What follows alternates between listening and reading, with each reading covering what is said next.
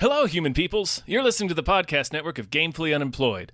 Support us and gain access to great exclusive podcasts like Fox Mulder is a Maniac, Tom and Jeff Watch Batman, Star Trek The Next Futurama, and our latest show, Spiel Boys. Head over to patreon.com/gamefullyunemployed. We do game streaming, movie nights with our patrons every Friday night, and you can even commission your own podcast about anything you want. Literally anything, within reason, and we have to do it. You are quite frankly out of excuses not to go visit patreon.com/gamefullyunemployed. That's patreon.com/GAMEFULLY unemployed, which is spelled like it sounds.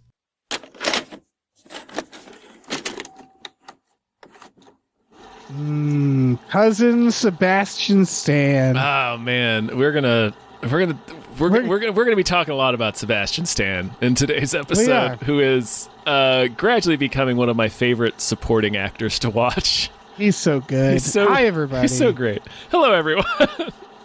My name is David Bell. My name is Tom Ryman. And we just watched We Have Always Lived in the Castle. Woohoo! The Castle. The Castle. We've always lived in it. Yeah, we've always been here. I don't know what your problem is. My name is Mary Catherine Blackwood.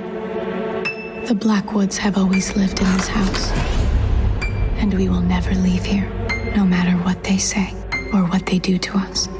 Never.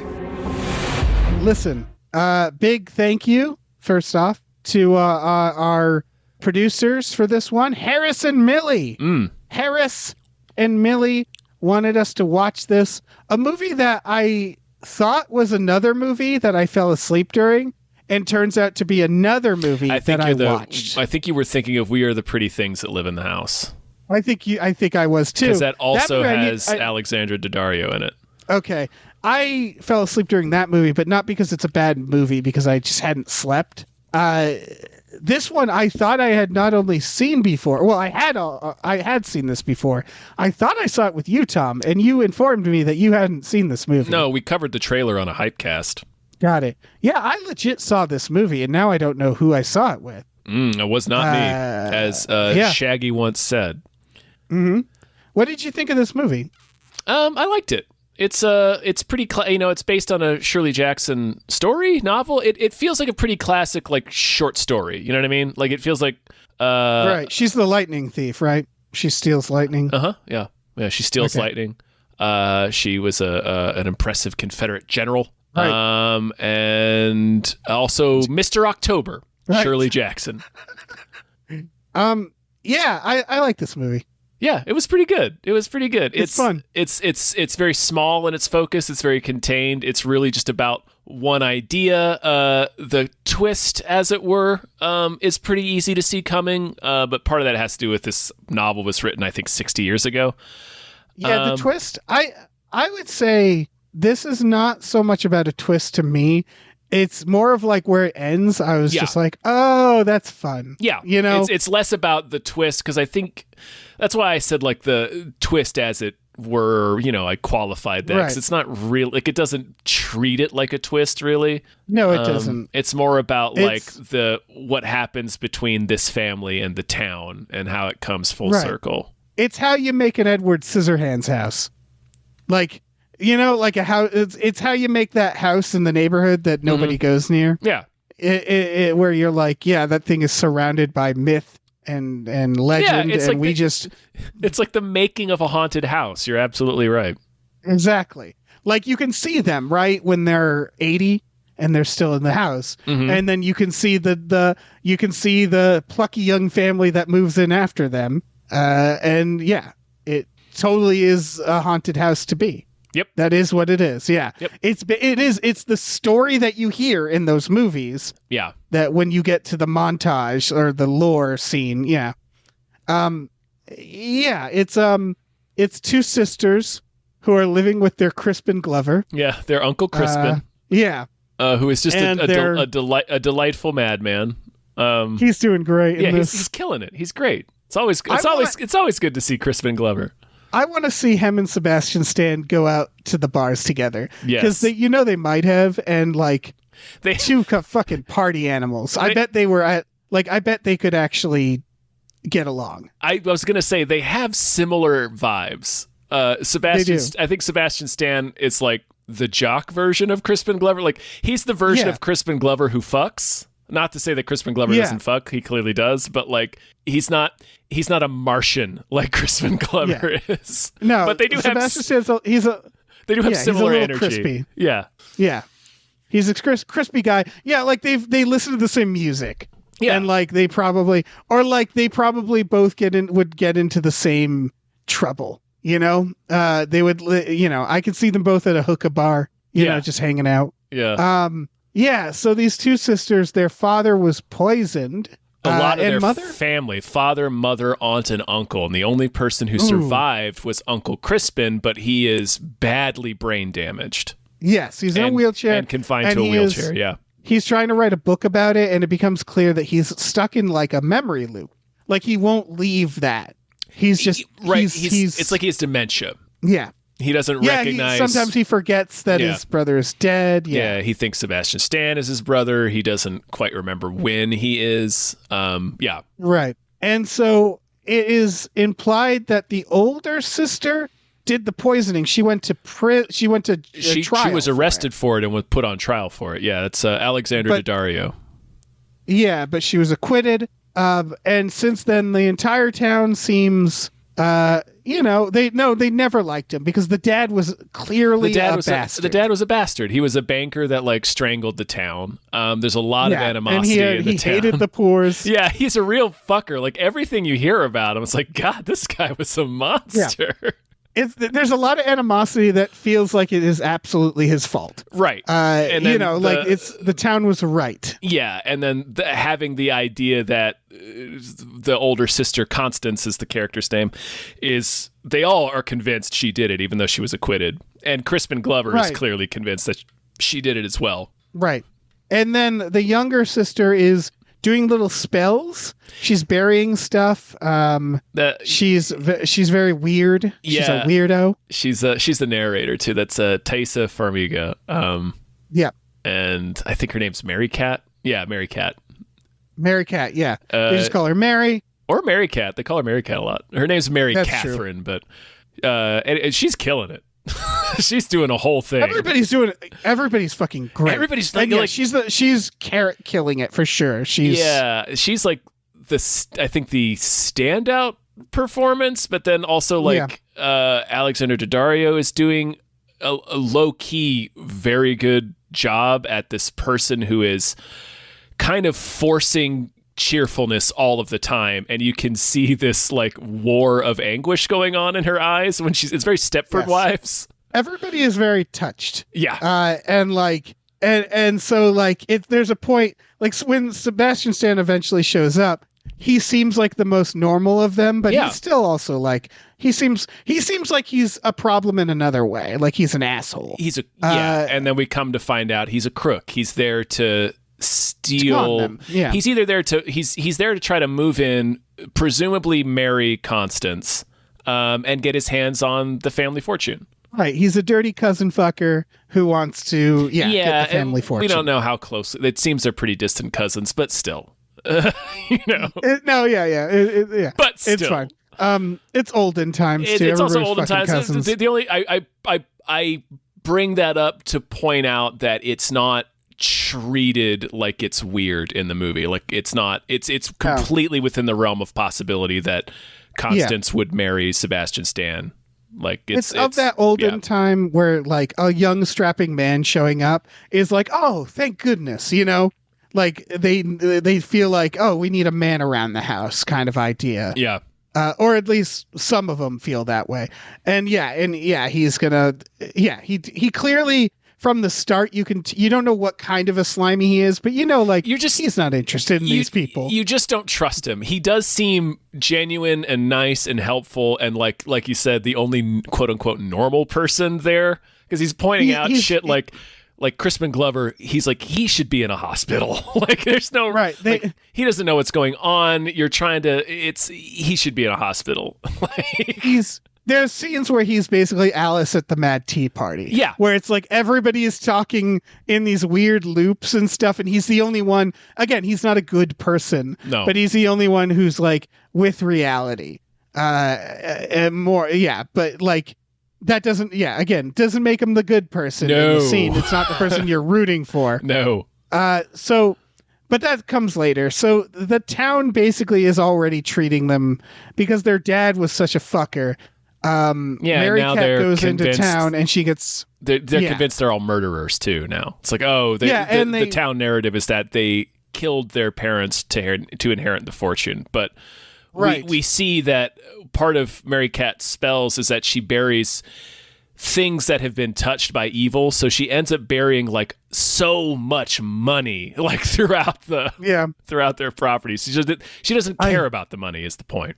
They're born into such wealth. That's a great part where Sebastian Stan is like, I need to get supplies, and she's like, here, and like gives him a bunch of coins. Gives a bunch of silver. Is that enough? And he's like, yeah, I could buy half the goddamn store with this. Yeah, and when he catches Mary Cat burying a gold watch, and he's like, "This is gold. This is real gold." She's like, "It's fine. We don't need it. No one wants it. We don't really want it." He's like, "You could sell it though. Like you need help to like care for your uncle." And she's like, "It's like you hit it on the head with like being the Alice at the Tea Party, where it's like they're so disconnected from their wealth." Right. It's the kind of household where you're scared that, I don't know, a fire will erupt. Mm-hmm. It's the kind of house where you're like, I'm scared about them taking care of themselves. Yeah. Like they need help, but they are content to just be there. Right. Because there's another element that we forgot is Constance is agoraphobic. She can't leave the estate. She can't leave. Yeah. Yeah. So they're not quite able to take care of themselves. Like when they get older, when something more happens, it's like when Crispin Glover gets sicker, it's just like they're not. So like you understand the angle that Sebastian Stan is using. Yes. And again, you don't like him. So she goes into town. You never trust him. No. No. They call her a witch, and she, because she's doing little spells, but as you see, like she's doing it to protect them. She's not doing it to hurt others. And so like, they're pariahs. Their dad treated the town badly. So like it's sort of everybody is. It's very much that idea of like, they've inherited the bad will, the ill will of this town, whether or not they deserved it. And they do a fun balancing act there where like it doesn't feel like they deserve it. She's heckled on the street. She's harassed wherever she goes. There's always this like, you always feel it's unfair, right? Like she's the victim. But as the story, she is to an extent. But as the story unfolds, it becomes clear that Mary Cat is a monster. Right. Because whenever they talk about the townspeople, they're always like, father said they were animals. And they're not saying it like father is bad. They're saying of like, they're animals. Yeah. Like it's very clear that they are their father as well. Yeah. Yes, they didn't do all the same things he did, but you can tell that they will. Yeah, of course they will. Yeah. But yes, and technically the town is unfair to them, which the town has its own arc. Yeah, it does. Yeah, it sure does. Yeah. So, yeah, go on. I was just going to get us through it a little bit more quickly. I see how it is. Yeah. I mean, you can take it over. I don't care. Mr. Slowmouth over here. Yeah, I get it. Yeah. I get it. Dragging your lips like some sort of Crispin Glover through this movie. So basically Sebastian Stan shows up in their life and gradually inserts himself, and it basically takes over the house. He starts wearing their dad's clothes. He moves into their dad's room. He starts ordering Constance around like she is his wife. And Mary Cat does everything she can think of to get rid of him, casting more spells, destroying his room, keying his car, just being defiant and refusing to do anything he says, or even just being as big of a pain as she can toward him. So it all comes to a head one night when they're having dinner. they get into an argument about something, or like he's like trying to demand that she apologize and stop being so weird all the time. That ends up with him like physically grabbing her and lifting her up off the table to take her up to her room for being so disobedient. Right. What you skipped over is that she had previously casually lit a fire in his room. Right. That's right. Yeah. She lights the fire in his room before she gets to bed. And then we see like there's a scene between where she goes out into the woods and finds that all of her spells have been dug up and smashed. So I'm not sure who did that. It might have been Sebastian. I think it's Sebi. Yeah, I think it's probably, but it never confirms who it was. Because we also don't see a scene of him like rooting around looking for shit she's buried. He finds a couple things. He finds a couple of things, but it's like he's working on a step and he finds like a lockbox that she had buried some money and some other stuff in as a spell. But it's things like that where he discovers them while he's doing something else. So it's kind of it's a little unclear who dug them up, or even if they were dug up, if she was just imagining it. Because in that scene, she looks over her shoulder and sees her dead mom and dad, and they tell her, like, you're the best daughter. You should never, ever be punished. Don't you let anyone punish you. And she's like, punish me? You mean like being sent to bed without my dinner?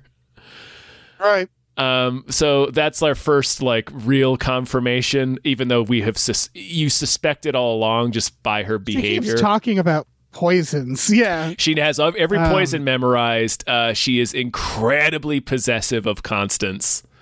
Yes, and we learn when she goes to town earlier. She gets one of the people she gets shit from is this guy who tried to date Constance, but we hear in her narration that she told her dad about it and he put a stop to it. Like she was like, I had to get rid of him, so I told dad about it, and he like ruined this guy's life. Yeah, the dad ruined him. And again, the guy sucks.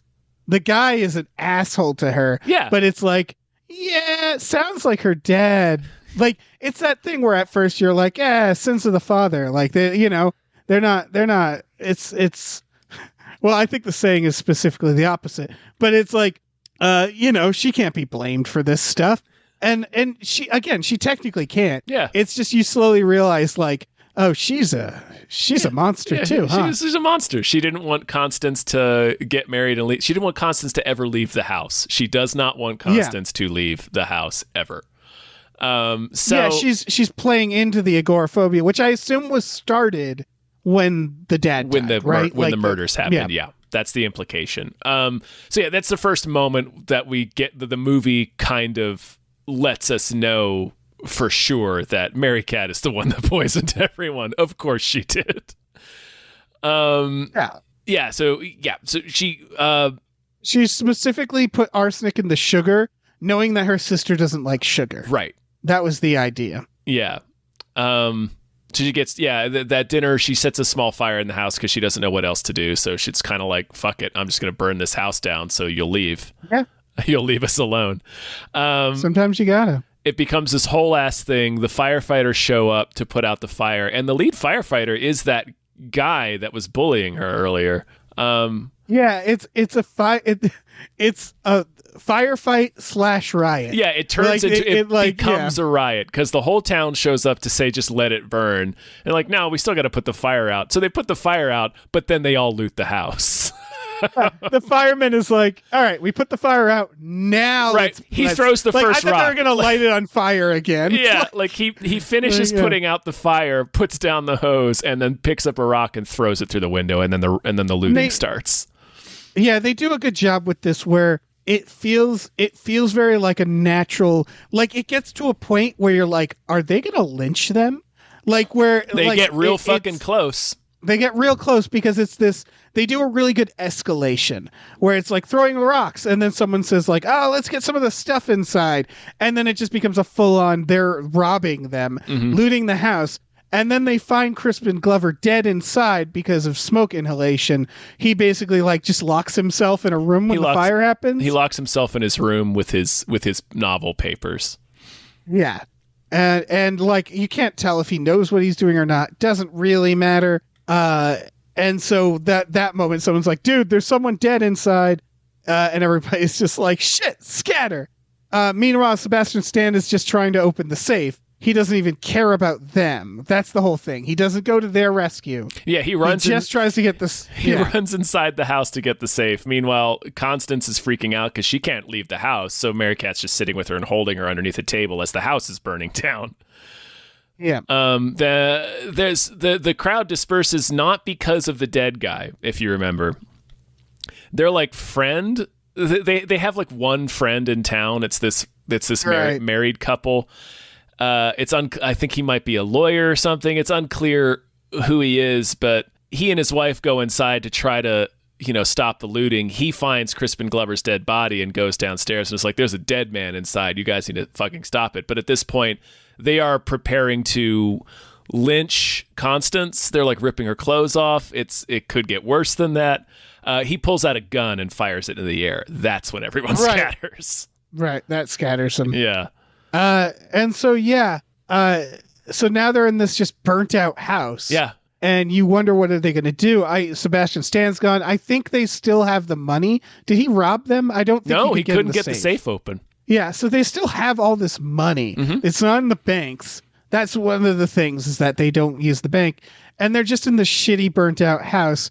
And then this is a nice little twist, is that people from the town, the people who are ready to lynch them and who are harassing him, slowly show up at the door and leave them food and apologize, which is to kind of show there is a difference. These people had I sympathized a lot with the townsfolk, because clearly these people were all collectively fucked by their father, and then gossip made them out to be monsters that they weren't initially, and they actually feel bad, and it was because they're humans. Mm-hmm. It also says something about small town memory and how both simultaneously short and long it is.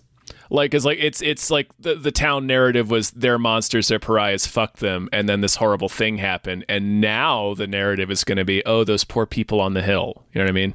Yeah, exactly. Yeah, it's the sort of thing where it's like when you watch, and this is a device in movies and TV, where they make a character do something shitty, and then they punish them so much, you're like, okay, holy shit, yeah, calm down. And it's a technique, it's a good tactic. It's that where it's they went overboard. Yeah, you took it too far. It's just they took it too far. It's they were kind of shitty rich people, and their dads sucked a lot. But we sort of looted and destroyed their home. So yeah, and we almost lynched them. So we feel bad now. And I'm the thing I took away from it on top of that was sort of how, they all the dad was a monster. They all decided that Constance was the murderer, that she was a poisoning witch. Right. So now it's just what I said before. The narrative is going to switch. They're going to absolve themselves of any wrongdoing. Is the implication I got. It'll just the memory that the town has of. I think they're called the Blackwoods, which a bit on the nose, but it's. They will absolve themselves by because the new memory of this family up on the hill will become their house burnt down, and the community their father had been murdered and their house burnt down, so then the community came together to help these poor people. That's what it's going to be now. Right, and it's that thing where all the rumors and stuff, when the dust is cleared, it's oh yeah, I guess there wasn't much to that. Yep. Yeah, but they'll just move on from it. But the thing is, of course they will. The thing is, Dave, no, they won't. No, they won't. All these people are. Go ahead. Oh no! What were you going to say? I was going to say the whole town shows up to leave them food, right? And we also hear their friend shows up, and he's like, "Hey, look, we're going to have a funeral for Crispin Glover in a couple of days. You guys should come. It's going to be very nice. You should really see all the great, very nice flowers people have been sending. It's going to be very nice." So we know the funeral's coming up. They're leaving all this food, and inside the house, Constance and Mary Cat have their first, and we are to understand, final conversation about what actually happened, where Mary Cat finally just says, "Yeah, I poisoned them," and Constance's like, "Yeah, I know you did. You poisoned the sugar because I didn't eat it." She's like, "Yeah, you did." He's like, "Okay." Constance is like, "We're never ever going to speak about it again." And then I forget exactly how it's phrased, but they say something like, I think Mary Cat starts rattling off poison facts again, which is a thing she does. and Constance says something about how this is going to be like a memorable feast at this funeral or something like that. So the implication is that they're going to poison everybody in town at this funeral. I think she literally says, "I'm going to poison them." Yeah, all of them. Yeah, she says something around that lines, and that's what actually leads into "you poisoned Dad." And yeah, that's true. That's true. Yeah, you're right. I had the order wrong. So yeah, the implication is they're probably gonna poison them all. Mm-hmm. We never see that, and we're not sure if that actually happens. She also I actually read it a different way, which was they're inheriting everything. They're gonna choke the town to death like their dad did. Like not literally poison necessarily, but it might. The town will suffer. But maybe it's on the table. Yeah, it's the same either, regardless of how it plays out. It's the same idea either way, is that they're inheriting everything and that they've become what everybody thought they were. Exactly. And you could argue like, well, I guess what I like about the film, and we haven't even gotten to the big climax, but you could argue that it's like a more clunky film would have made it seem like, oh, these town folks, they did it. They sealed their own fate. But it's not that. They make the girls are monsters too. Mm-hmm. The town folks overreact. Everybody kind of sucks. You know what I mean? Where it's not as cut and dry, where it's like... I'll push back a little bit. Again, I sympathize more with the town folk just because, eat the rich. Yeah, but like, for sure. I think... you finish your thought. I'm sorry. It's just like kind of a self-fulfilling prophecy.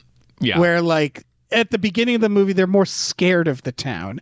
And by the end, they're like, "Fuck this town!" Right, and that's been Mary Kat's position the entire time. Like she is entire movie. She's like, "Fuck the town. We're not going anywhere. They're all animals. Yeah. Fuck them." Like the victim in the movie is Constance. Like she's never been allowed to have her own life. Like we know. She was gonna possibly nice. She's always trying to be nice and trying to keep everybody happy, and you can see that she is in incredible pain, denying herself any agency just to make everyone else happy. Right. The idea she wants to go. She wants to out. Europe. She wants out. She wants to go to Europe. And like we get, from the shitty guy in town who's like bullying Mary Cat, we don't know what his relationship was with Constance. She probably wanted to leave with him, and then she couldn't because her dad wouldn't let her leave with some lowly poor guy. And then the also I get, because Mary Cat didn't want her to leave either. Yeah, the impression I get is that she keeps kind of bouncing to shitty dudes. Probably, like Sebastian Stan, they all kind of promise this escape, and she wants that. She wants out. But her dad is also a shitty dude. Yeah. And what she, like, it's that thing of, like, this is the only way. Although I don't think this is that old. Like, they talk about a telephone briefly, so it can't be that old of, whenever it takes place. It's like the 50s or the 60s. Yeah. But there's this feeling of, like, she feels like she owes her sister. Like she has to take care of her sister. So her sister is kind of very needy. Even though her sister probably can take care of herself. Yeah. And so she definitely is trapped. And then every like escape turns out to be people who are kind of seem like they're trying to use her too or control her. Like Sebastian Stan just treats her shittily. She's just there's a incredible moment where they do a repeated motif where you keep just hearing him go like Constance, like just shouting for her to do things for him. And there's one scene where Mary Cat comes inside. It's like, where have you been? Your sister's been slaving away on lunch all day. And he just raises up his coffee cup without looking at Constance, and she refills it like in the middle of him saying that. Right. What I was going to say is it's not even that Constance, I didn't get the impression that she feels like she owes Mary Cat. I think she feels possessed by her. Like she's possessed by her father. Right. She's only ever owned by people. So she was possessed by her father beforehand, and then now she's possessed by Mary Cat. And the reason I came to that conclusion is there's a couple of scenes where she's afraid to not do things for Mary Cat. Like there's a moment, like the first time Sebastian Stan really gets mad at the nonsense that Mary Cat is doing. Again, Sebastian Stan's not a good guy, but like this is some fucking nonsense. He really gets mad at her, and she's like, Constance is like freaking out because she's like, no, it's time for me to give Mary Cat her lunch. I have to give Mary Cat her lunch because she asked for it. You know what I mean? Right. So she seems terrified to not do what she is asked to do by whomever is asking. Yeah, and it kind of spells out what I feel like is their fate after the movie ends. We should get into... So Sebastian Stan comes back. Yeah, he does. And he makes one more appeal, and they give him, I would call, a hard no. Yes. And what I mean is that she kills him with a snow globe. Yeah, Mary Cat does. He attacks Constance, is a shitty guy. And so in the moment, Mary Cat smashes a globe over his head, and it's one of those moments where it's like, he's probably all right, and then she hits him again. Yep. It's a real I'm finished moment. Yep. It's a real I'm finished moment. Yeah. She really drinks his milkshake, and so then they bury him. They move his car. Yep. And then they're just together in this house alone. Yep. That's what I mean is like that's now this burnt out haunted Hulk. Yeah, and you can see like they grow to be 60. And then Mary Cat gets poisoned by her sister. That's how I'm imagining it, right?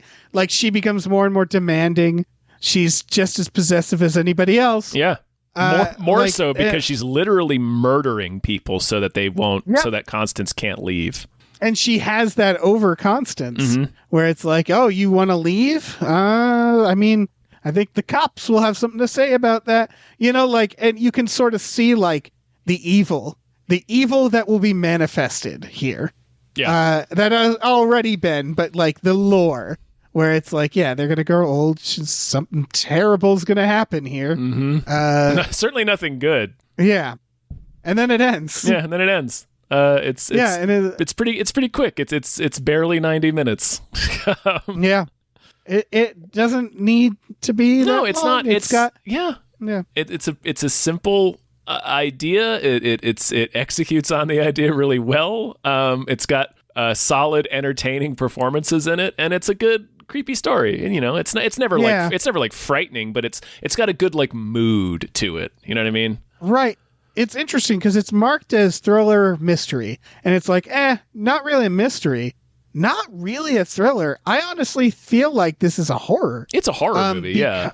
Yeah, it's gothic. It's a gothic drama, I guess. Yeah, that's closer. Yeah, because, and again, it feels supernatural, even though it's not. But it's not, which is interesting because, like we keep saying, it's like the prologue to a haunted house. So I think I feel like that was the idea when she wrote this story, was sort of like, I'm going to do it, the making of a haunted house. Like so you'll get that supernatural vibe, even though it's not yet supernatural. Right. The line, we have always lived in the castle. Yeah. It's something a ghost would say. Yeah. And it's her whole Mary Cat's whole mentality is that she will never leave this house. Yeah. And she's like, the Blackwoods have always owned this house, and the Blackwoods will never leave it. Yeah. Sure sounds like someone's gonna become a ghost. Yeah, she's burying spells all over the place. Like, yeah. She's on the fast track to Ghost Town. Oh hell yeah! Yeah, she's gonna terrify a lot of families. Mm-hmm. Good for her. Yeah, good for her. Just show up in a Conjuring sequel. Wait, she already did. Yep, she's in the Nun. She is in the Nun. That's a shame. Yeah, part of me, like, I know she's not a good character, but the whole movie, I was basically just thinking, good for you. Like, look at you making your own little evil empire. It's from her point of view. So it's like we keep saying about The Sopranos. Like, after a while, you're just like, hey, you should have paid him. Yeah. What the fuck are you doing? Yeah, what are you messing doing? with Tony? You don't fuck with Tony. He's gonna shoot you. Hey, you don't mess with Mary Cat. She'll poison you. Yeah, exactly. Or kill you with a snow globe. She's poison everybody. Yeah. She'll give a fuck. She has an impressive body count. Yeah. She's doing good for herself. Yeah. I think she's supposed to be, 19? She's already killed like 4 people? 18. She says 18. 18, yeah. Okay. The narrative is interesting because it starts in the burnt out house, and then they do like last Tuesday, like last Wednesday. They keep doing it that way, and I honestly don't know why they needed to do it that way. Dread. Yeah. I thought it was an efficient way of letting us know right off the bat. This is a countdown. So right off the bat, it's like instilling, at least a small feeling of dread in you because something's going to happen at the end of this countdown. They're promising. They're like, don't worry, folks. Yeah. Something. This Sebastian Stan character. This is building up to a boiling point. Yeah. The moment you see him, it's like, oh, he's going to die. Well, yeah. He just feels he's showing up in a red car like, hey, I'm your cousin. And it's like, oh, you are so dead, man. He's just being pure Sebastian Stan scumbag, which I love. Yeah.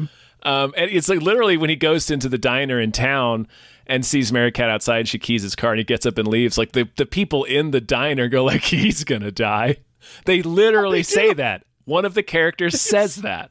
They do. Yeah. Because all of the men have been poisoned. Yeah. And yeah, I like how they do that because it's like, someone poisoned them. Mm-hmm. Like, and it's got to be one of these people. It wasn't like a transient, like they always try to say, it's like, oh, not transient. What do they say? Drifter.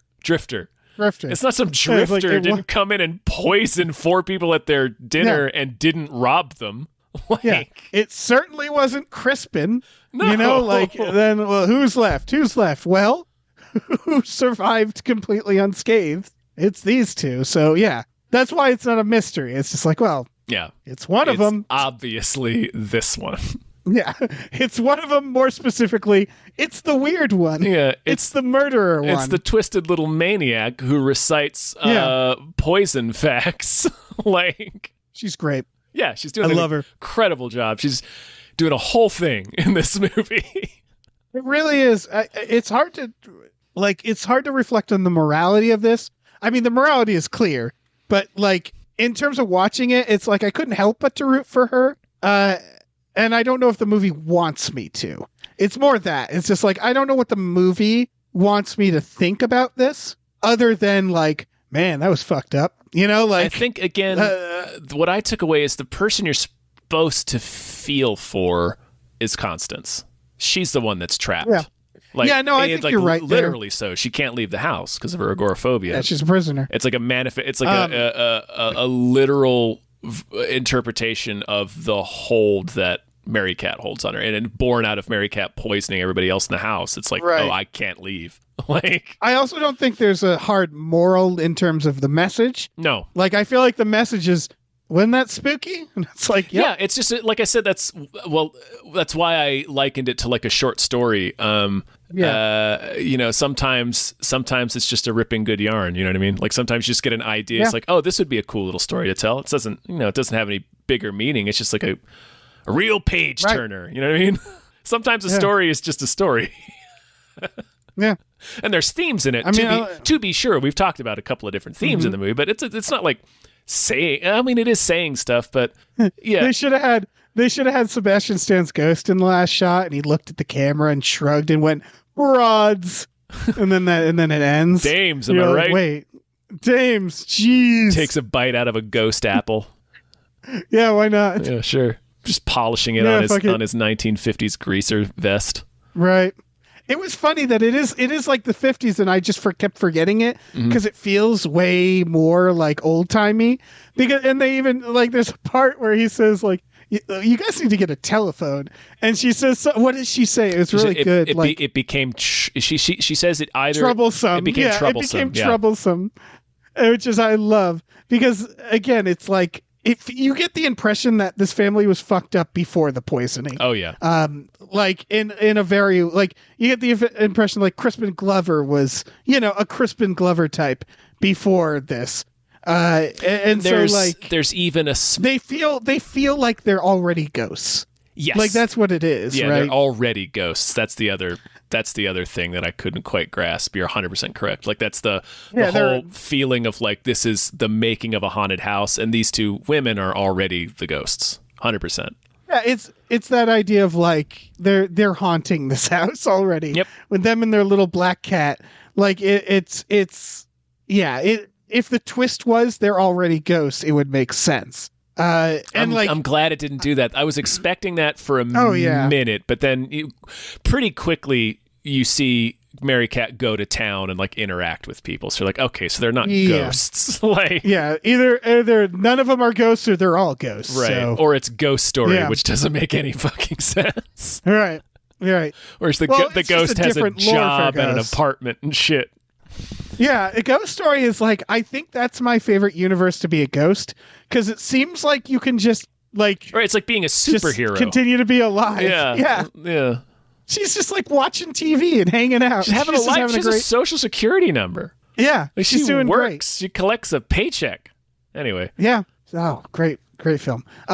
Yeah, so yeah, it's definitely a ghost story in that regard, and there's a certain idea of like you always wonder, like, why are all the ghosts always the same? Why are they all so creepy and like always dressed like that and so pale? This movie kind of posits the idea of like only creepy people become ghosts. Yeah. That's my headcanon, which is like, no, most people don't become ghosts. Only like really weird people with like weird grudges end up ghosts, and that's why all the ghosts are weird, because only weirdos become ghosts. Like, of course, Crispin Glover would become a ghost. He's meant for it. He's already a ghost too. Yeah, when Crispin Glover, the actor, was born, his parents like, this baby's gonna make a fine ghost one day. Yeah, absolutely. Crispin Glover would be I a gotta listen to his terrifying album. ghost. Did he ever make a second album? I don't know, gotta but just look like this up. imagine a ghost singing that first album to you. That's the worst Singing haunting. Clowny Clown to you? Yeah. That's the fucking nightmare haunting right there. No, Crispin Glover's the kind of ghost where it's like it'd be scary at first, and then you'd kind of just be like, all right, this is a little much, Crispin. All right, tone it down. Like I'm gonna ghost bust you, not because you're dangerous, but because I don't want to see your film, Crispin. I don't stop putting your film on, you phantom, you weird phantom. Yeah, fucking poltergeist, you. Yeah. You specter. Yeah, that's all I got. I've seen this twice, like I said, and I do really like this movie. I guess my overall thought is, what a fascinating little film. Yeah. And I love it. Yeah. I really love it. It's just a neat little story. Yeah. It doesn't more stuff like this. Yeah, it doesn't do anything, huge or it doesn't do anything profound, or it's not like a groundbreaking piece of filmmaking. It's just a good little story, It's a good little haunted fucking story. Yeah. And I want more of this. I want more. Sure. Yeah. I'm just pro. got that vibe. Pro this movie. Yeah. So Harrison Millie, thank you so much. Really appreciate it. It was, I had a lot of fun watching this. I did as well. Yeah. This was, are we wrapping up? I think we're wrapping. We're done. We can be done. This was through our Patreon. There's a tier where you can have us watch any movie you want. Within the only exceptions, I would say, is it can't be a movie we already podcasted about. It has to be accessible. And that's really it. Mm-hmm. Like if you send us your like 8th birthday party tape, we'll critique it. If you want, yeah. Yeah, we'll have not good things to say about it. We'll be but- savage about it, but Yeah, that's we what will. you that's We what will you not hold asked us back. to do. Yeah, so this is through our Patreon, patreon.com/gamefullyunemployed. There's also other tiers, like for $5 a month, you get access to 4 podcasts. Those podcasts are Tom and Jeff Watch Batman, Fox Mulder is a Maniac, Star Trek The Next Futurama, and Spiel Boys. For a little more, you can watch movies with us every Friday night. And you can even produce your own podcast, not just your own We Just Watched. There's a tier where you can make us just invent a podcast for you. That's a thing you can do. Yeah. So yeah, you can check all that out on the Patreon. Man, 4 whole podcasts for $5, Dave. That's such That's a good deal. bargain. $1.25 a podcast, folks. Yeah, and then $10 you get to watch movies with us. That's a a steal. That's less than the price of a ticket. That's a steal. movie ticket. We also have a store, gamefortheunemployed.com. Head over there. You can find a link to our Teespring store, which has all kinds of cool original artwork and designs you can get on t-shirts, mugs, stickers, posters, all kinds of stuff. So check that out. Do that thing. Check it out. All right. Tom, what would you want to haunt? Like a service station bathroom or like a McDonald's play place? Nice. I want to do an airport because like no one needs that, right? Yeah. And like if I'm feeding off of like the negative energy of people, no better place. Yeah, my mentality, No like better place. I really want people to puzzle over what on earth happened in my life to cause me to haunt this specific location. That would be good. Like you'd get the key, tied to a huge plank of wood for the gas station bathroom and go inside. I'd be in there like, boo, and you're like, ah, and then after a minute you'd be like, what the fuck happened to you? Right. And it's just same thing. You'd be kind of bummed for that ghost. Yeah, same thing in a play place. Like the kids would be like, there's a ghost in the slide, and then after a minute they'd be like, what happened to you, mister? Did you die in this slide? Like, this is why you're not supposed to have adults in here. Yeah, this is why they don't. This is why they don't let adults who've been drinking in the play place.